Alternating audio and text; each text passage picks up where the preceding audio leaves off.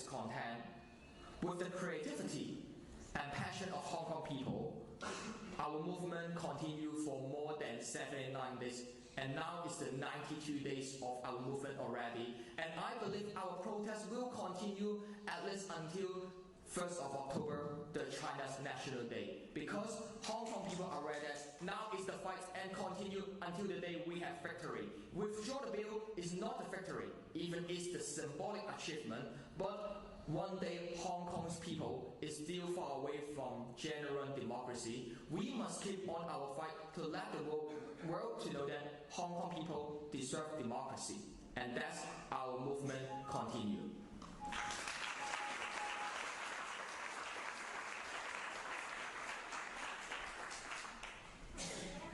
After explaining what's going on in the past 5 years, and our movement to fight for free election must continue, I would also hope to raise three threats that now Hong Kongers are facing. As we know that troops were moved to the border a few weeks ago, we can't totally expect or predict President or Emperor Xi Jinping will act rationally. Will the troops sent to Hong Kong crack down on protests, silence the voice of dissident or protester, or allowing Tiananmen Square massacre 3 decades ago happen in Hong Kong again? My answer is never say never. Apart from Beijing might be considering to use troops to silence our voice, we also aware on how Hong Kong government, the leader, Chief Executive Carrie Lam, openly declared that Hong Kong government are considering to execute the emergency ordinance. Emergency ordinance authorized the power for Hong Kong government to shut down the internet, cut the public transport, and cut the air traffic. It might be the way and the method for Hong Kong government to generate more and more chilling effect, and even appointed secret police, not only Hong Kong resident, but even armed police from mainland China can be authorized by Hong Kong government to be the secret police in Hong Kong police force. As the facilitator of this movement, I'm not the leader anymore, but I just hope to through my position to let the world put a global spotlight on the strike of Hong Kong instead of my personal journey. I've been arrested 8 times, jailed for 3 times, but the number of days for me to spend in prison is just 120 days. Compared to activist Edward Leung being jailed for 6 years, the price I pay is just a small piece of cake. That's why I hope to let the world, especially the Chancellor of Germany, to aware that now is the time to add human rights cause in the trade negotiation between European Union and China. We should let the world to know that human rights should not be override by business interests and trade deal. Human rights must be focused.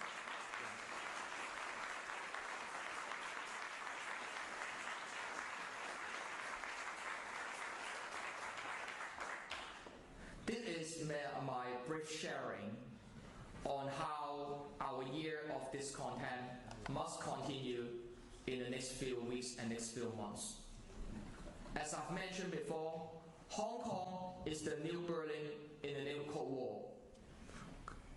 Compared to the last century, what's happening under authoritarian rule, Hong Kong people now are facing the life-threatening force and weapon used by riot police, indiscriminately not only targeted protesters, but even first aider, journalists, and even passenger in subway, or just ordinary citizens. In such crackdown of human rights and political crisis generated by President Xi Jinping and Carrie Lam, I hope the world could stand with Hong Kong. With the chaos of trade war, with the Taiwan presidential election on next year, and how China has stronger intention to make friends with Germany and other countries from European Union. We're strongly aware that it's time for politicians and civil society in Germany, they should stand with Hong Kong people, fight for democracy. We know now is the uphill battle, now is the difficult time for us, but with the solidarity and unity of Hong Kong people and people around the world to stand with Hong Kong, I hope we can let people stand in the front line. We could let kids join the protest and know that Hong Kong people never walk alone. Thank you.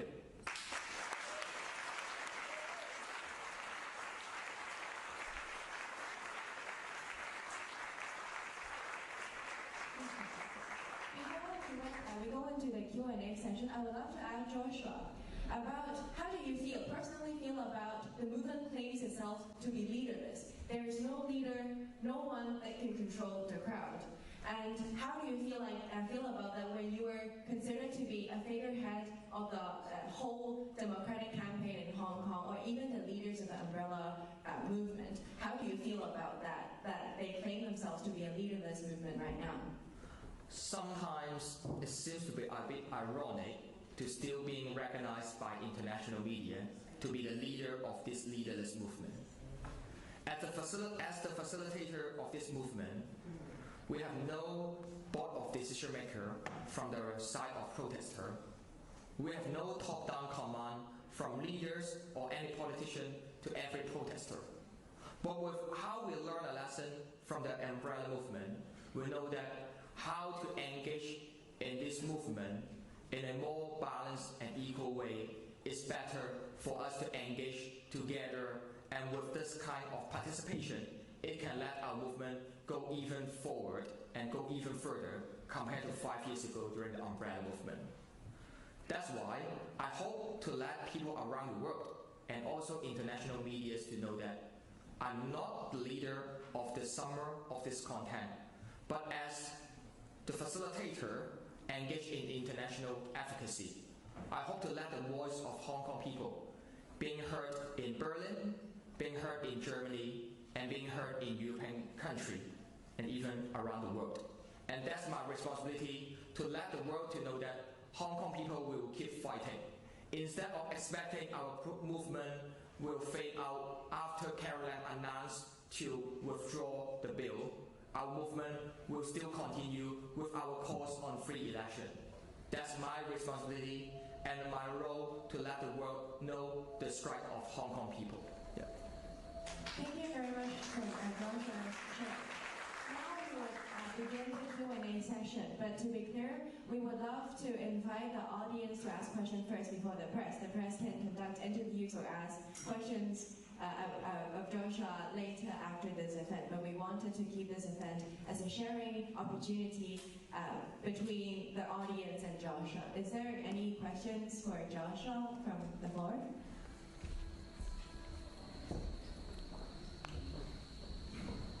Can you please state your name and first before you speak? I'm Messi from Afghanistan. I see that many people around the world supporting the movement in Hong Kong, even groups who are fighting against Chinese authority operations, the border area of China, like Vietnamese, Tibetan, Kazakhstan, Kyrgyzstan, northern India. Is there actually a solidarity, communication, and exchange to all the protesting different communities around or even inside the China? Thank you. Okay.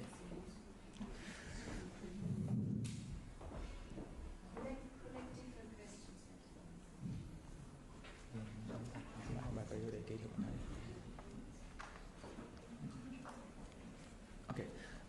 Yeah, so I will answer this question first. How we strongly experience the uprising China model with the sharp power. They expand the influence not only inside Xinjiang, Tibet, Hong Kong, and Taiwan.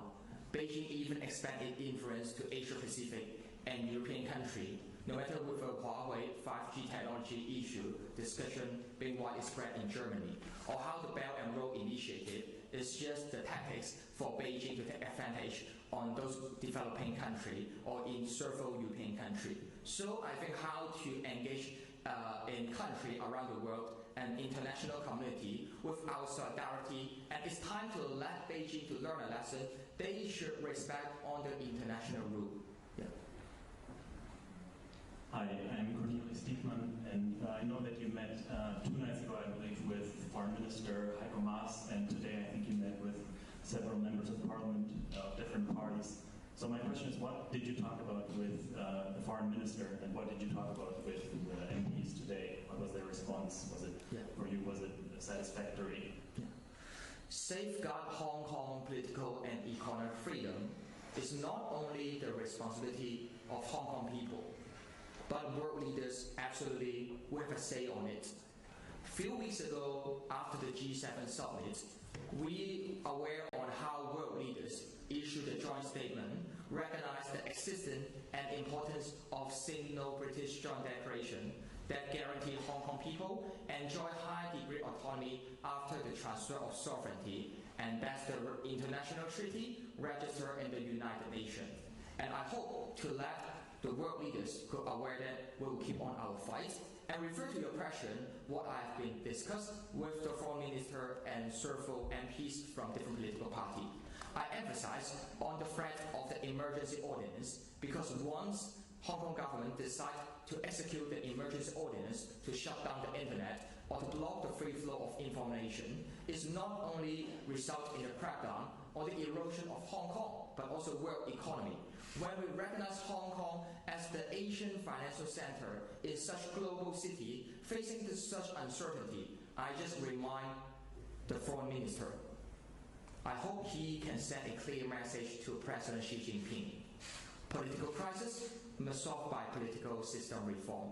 Sending troops or executing emergency law, similar as the martial law, must not be the way out. When I discuss with several MPs, I also emphasize the importance to stop to export any kind of weapon to Hong Kong riot police. Germany government should not be the supporters of police brutality in Hong Kong.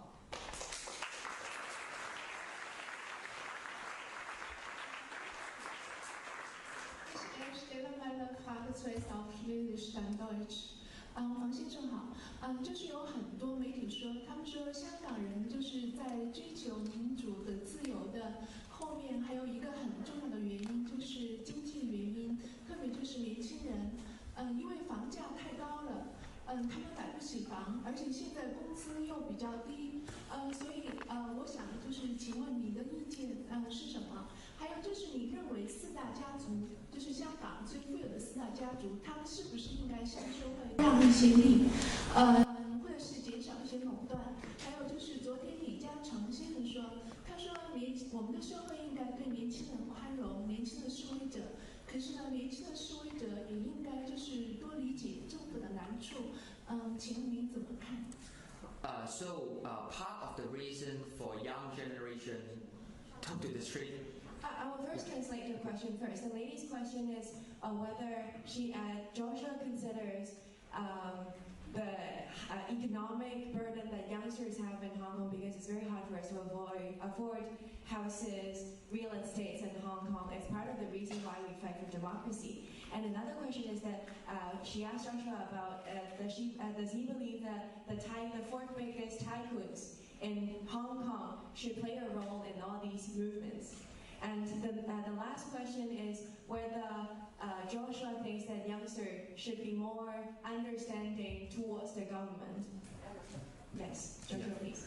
Part of the reason for young generation took to the street absolutely related to lack of upward mobility and how the uneven income distribution just trigger more and more discontent with the government.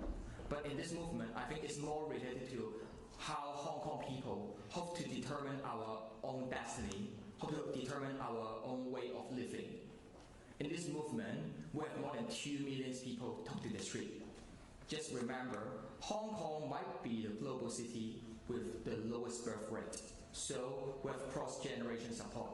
From youngster to elderly, from millennials to baby boomers, from lower class to upper class tycoons, all we stand with solidarity and unity to urge government give us back the right to have freedom and democracy, and it's a must to stop police brutality.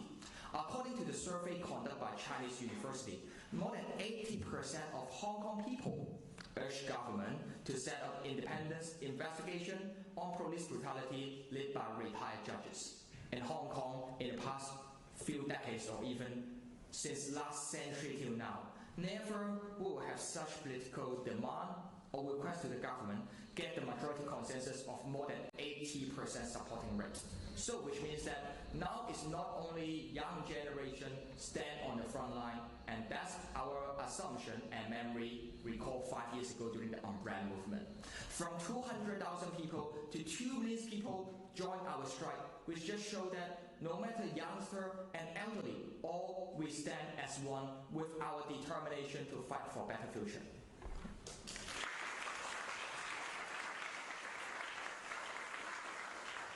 Hello, Joshua. I just got a question asked about the U.S. government. So recently, the United States Congress have published a law which is called Hong Kong Human Rights and Democratic Acts, which will punish some of the Chinese or Hong Kong government officials in different ways. And some of the politicians are mentioned about there is some of the chance which is we will lead Hong Kong to have a universal suffrage on 2020. So how you see the incident and how you see the law which is at Hong Kong? Thank you very much. The first time for me travel to Washington DC to the Capitol Hill was in 2015, the trip that I followed Martin Lee to meet with several congressmen and senators.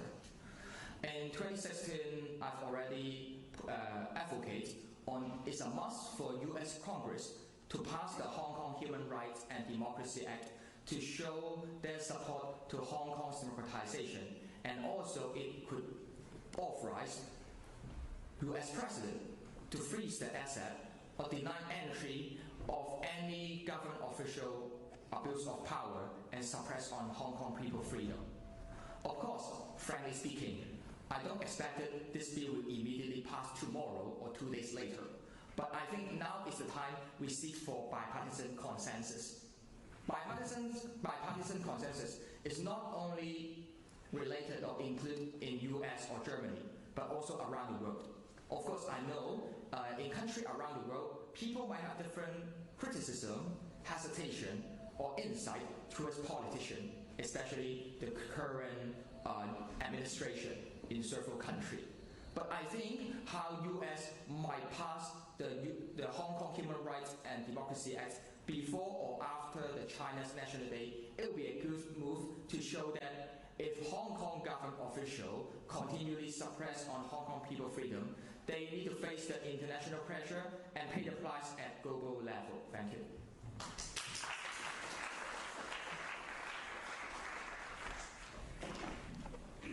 First of all, thank you for coming here and to gather support from not only the expat community but also the international community. I don't think I'll have the courage to do what you do now, 20 years ago. So, first of all, thank you very much.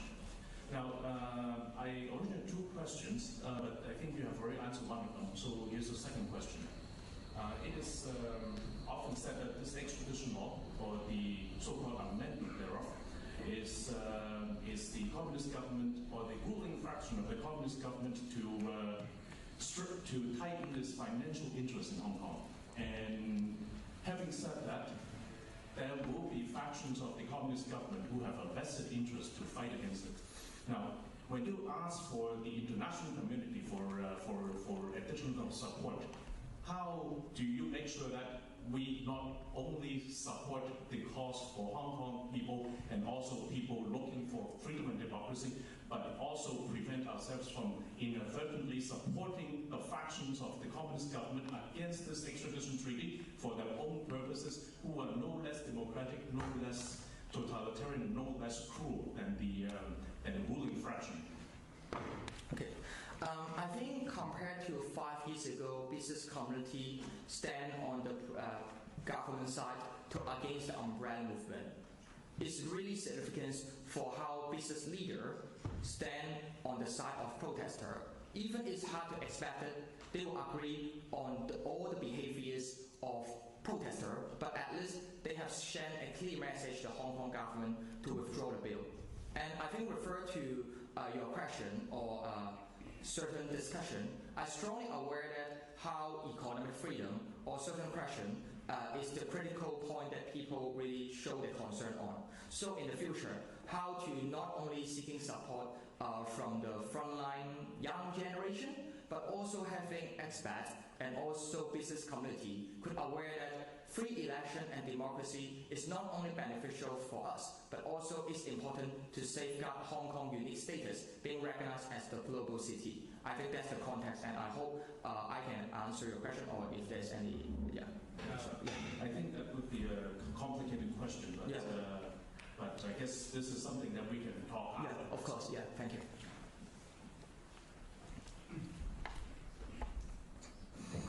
Thank you. My name is Wang. I'm a Chinese mainlander. I have been living in Germany for 30 years. So my question is, I've just heard about your goals and points. Thank you for telling us. I get every information from the German press and social media internationally. So I'm very confused about your political goals. So I'm not clear actually after hearing what you are talking about.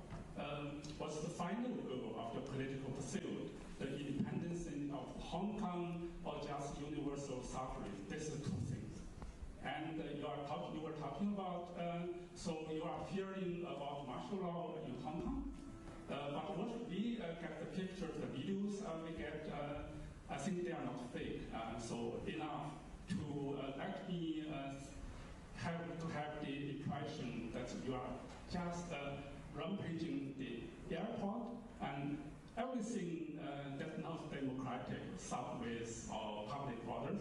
And so I think even I suppose that this is not what you are fearing that the martial law will come, but you are intentionally to provoke the martial law.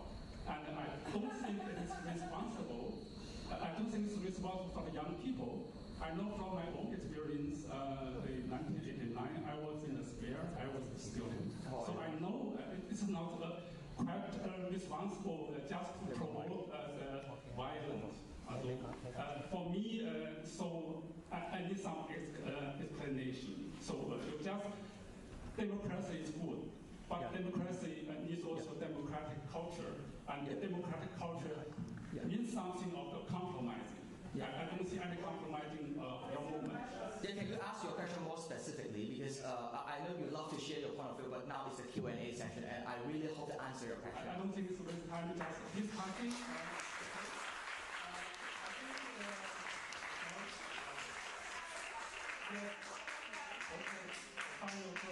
If you want, final goal. This is the first question. Independent Hong Kong, yes or no? I just want to hear yes or no. Okay, so this is the only question. Okay, better. Next time, ask more specifically. It's still next time. Okay.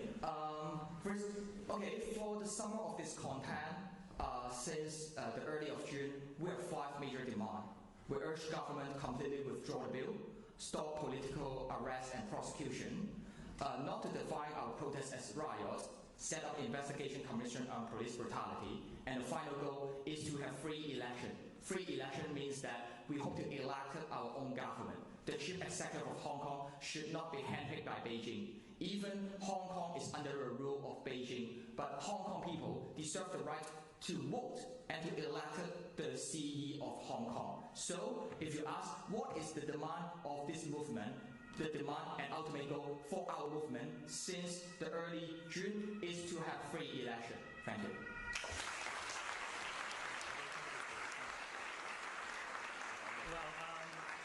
My name is Mo. I'm the Vice Convener of Civil Human Rights Front in Hong Kong. We are the organizer of major demonstrations. I would like to supplement on what Joshua just said. Now, this audience, you've mentioned the martial law. I would like to share some experiences in Hong Kong. So, in metro stations today in Hong Kong, people are body searched. The police will search ID cards of the normal citizens. And then on buses. So this is what's happening now in Hong Kong. Police would storm into train stations to beat people up, which, although the government has not officially announced martial law, but what we see today in Hong Kong is not too far away from martial law. Kids who go to school, they're being body searched. when they have a mask in their bags, they get in trouble. So now, you've also mentioned in the airport the vandalism or like the so-called violence and some vandalism in MTR stations. I would like to say that every actions that the Hong Kong citizens do, there must be a reason. It's always action and reaction. Do you know what the MTR company has done to the Hong Kong citizens? When mafias try to attack citizens, passengers, the MTR company force the passengers out so that they can leave, so that they will leave the passengers invulnerable to the triads with weapons. And then on 31st of August, they even kept the passengers inside the train. And then meanwhile, they were waiting for the police. Over 200 riot police and special tactic teams stormed into the station, attacked citizens indiscriminately. So this is what happened with MTR company. And as normal citizen, what will you do as a revenge? I mean, Hong Kong people are very peaceful.